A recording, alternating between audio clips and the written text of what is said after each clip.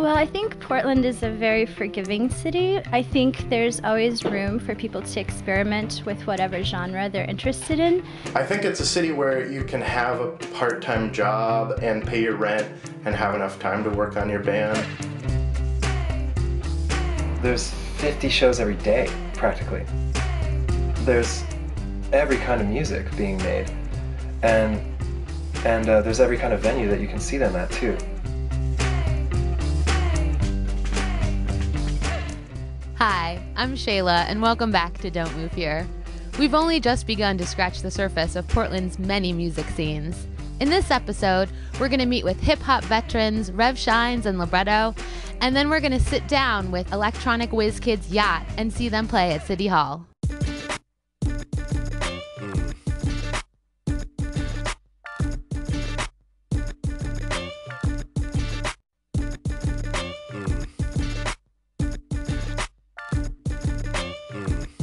I'm from LA where everybody, is a rapper or an actress or something like that. So to come here, just 1,500 miles away, was like, this is big.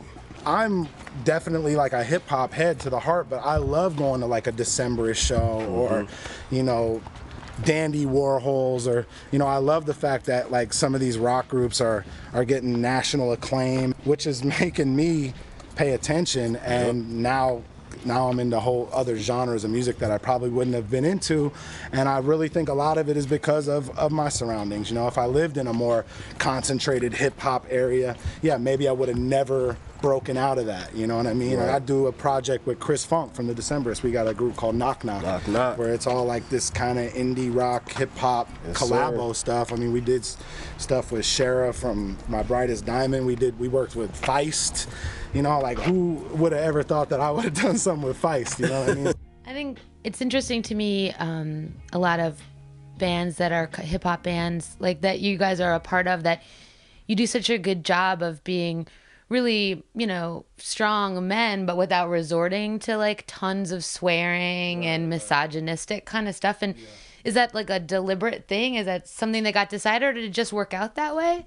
We live probably for, hip hop, we live pretty normal lives out here in Portland, you know what I mean? We see stuff and hear stuff, and, there's definitely a street element here and stuff, but it's a pretty chill way of living here, you know what I mean? So to want to be inspired, to be inspired to just write that stuff, you have to be living like a pretty grimy lifestyle, in my opinion. Either you're doing that or you're just trying to do what somebody else is doing and you're not adding on anyway. And that's the thing with my crew, I can speak for, we're really trying to add on. Well, with me, it boils down to skill, what I mean? I've always thought if I'm going to sit down and write something, I don't fuck and shit and ass and bitch. That's not what that first thing coming to my head, you know what I mean? Like, I can actually sit and take time and write a rhyme down without using those words that you would use when you don't have time to think of anything else. Yeah. You know what I mean? So that's what it boils down to for me. But for other cats, they like the easy way out, and they like to relate to people on the street, and they figure that's how they can get to them is by cursing and swearing. So,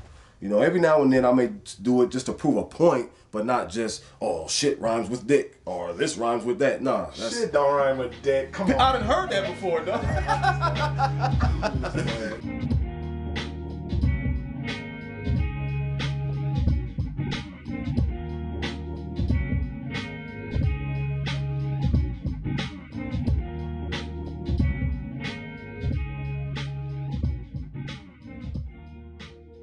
Sam, why is City Hall hosting like punk rock shows?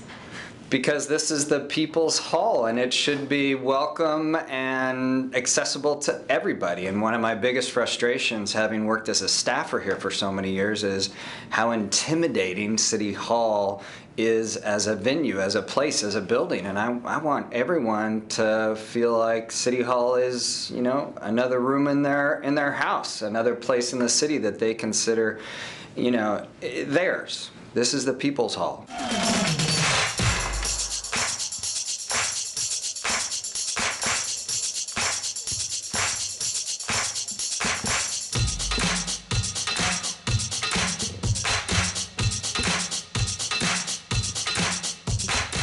Playing in front of City Hall felt a little wrong at first. And yeah, just to be playing in the daytime is a little vulnerable for us, but it was great to overcome that.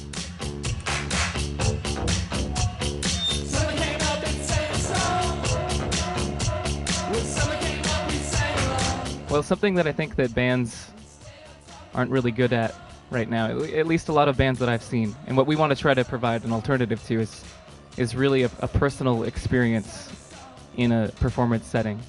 We really like to try to connect with an audience as much as possible.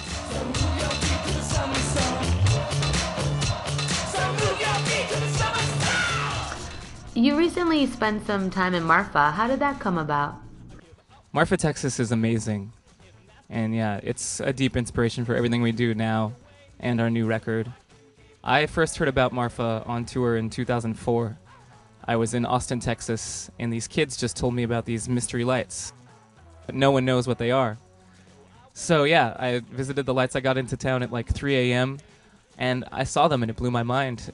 It's as if the stars fell out of the sky and then just dance along the desert horizon. For us, it's that mystery, the fact that there could be something in the world that remains unexplained and yet really close to human habitation and something that you can live with on a regular basis. And I think that's what channeled a lot of the energy towards the new record. Like most things that we do, Yacht's mission can be found online through the internet. Some of the key concepts are fairly intuitive. I mean, community, empowerment, self-empowerment, as well as community empowerment.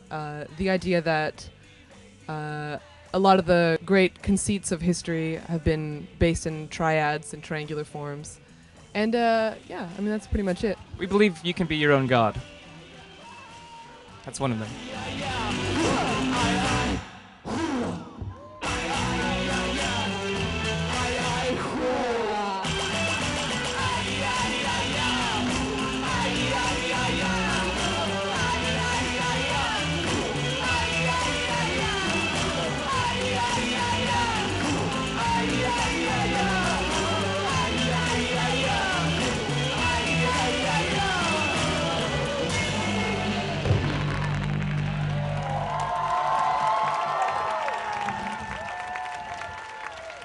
You're awesome.